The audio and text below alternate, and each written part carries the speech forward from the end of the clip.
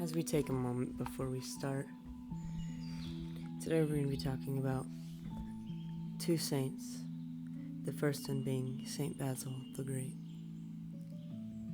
Saint Basil the Great was also known as the patron saint of hospital administrators and reformers. He was born around 300 AD, and he was born in modern-day Turkey, but back then it would be called Caesarea, I believe. He wanted to be a famous teacher, and he was actually on his way to becoming a famous teacher. But his father was a deacon and told him that he should become a priest, and his views quickly changed. He didn't necessarily want to become a priest, and he looked around to see what other forms of religious life there was, and he became a Franciscan monk. Now, it was 300 AD, so the way things worked were just a little bit different, and he actually also became an ordained priest. He would help and go on to help to assist the Archbishop of Caesarea, or modern-day Turkey, and he would go on to become the Archbishop himself. He would die in his 30s at a young age. Saint Basil the Great was never wanted to become anything religious, and I think that's the most important part of this story. The most interesting part of his story is that his dad was a deacon, but he wasn't a man of God too much. He didn't really care for that too much, but he opened his eyes and felt the calling and gave it a try, and he really just took it in and became a priest, and something about that is just super special. The second saint we're going to be talking about, one of my is named Saint Francis Solano.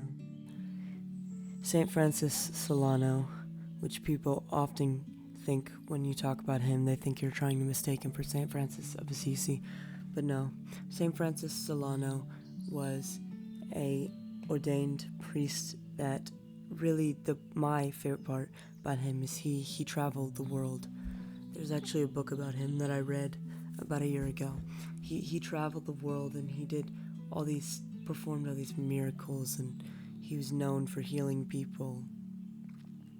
And one of my favorite stories about St. Francis Solano is there was a time where he was going to become a priest with a buddy of his, and his buddy ended up dropping out and decided he couldn't do it.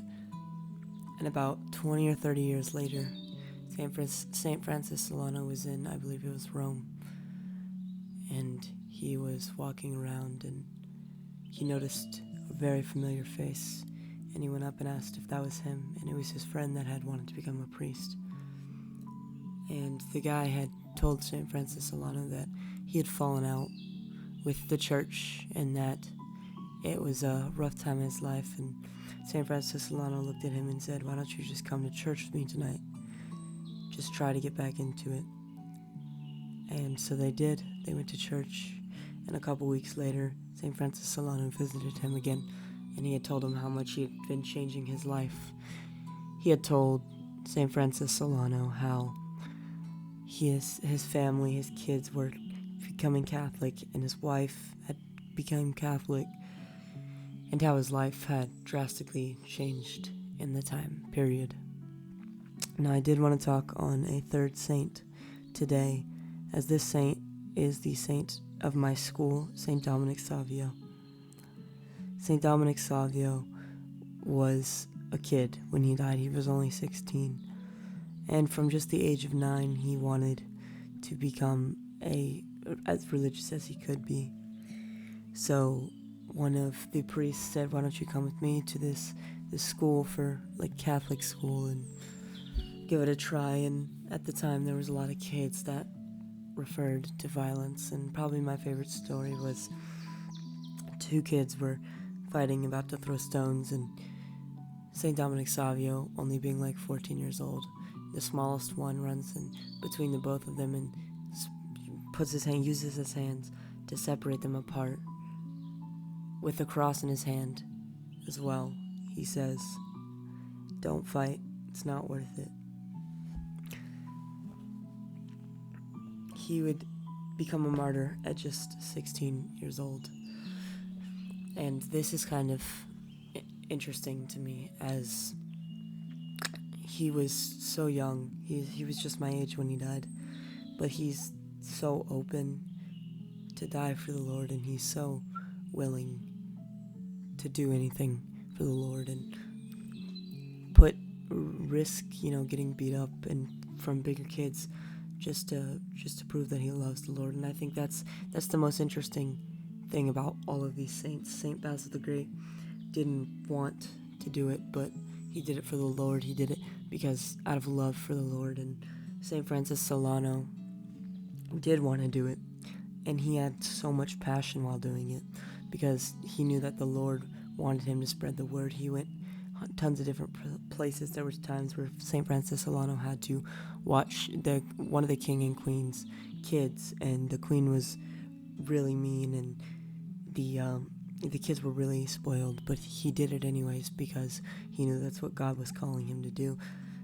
And eventually they would call him to go and help teach them again, and he would just go because that's what God would call him. And then you have St. Dominic Savio, who's just so young but just so willing to do anything for the Lord and to put his life on the line and to risk, his body, risk his innocence, risk anything.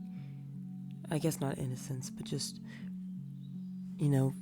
risk the chance of getting called things and beat up because he didn't want to see violence, because the Lord doesn't like violence. And I think what I got out of these three saints, the most important thing to me of these three saints, were the Lord sometimes is going to call you, and you have to listen and do what he tells you to do because the Lord is always right. Thank you for tuning in today, and that's going to be it.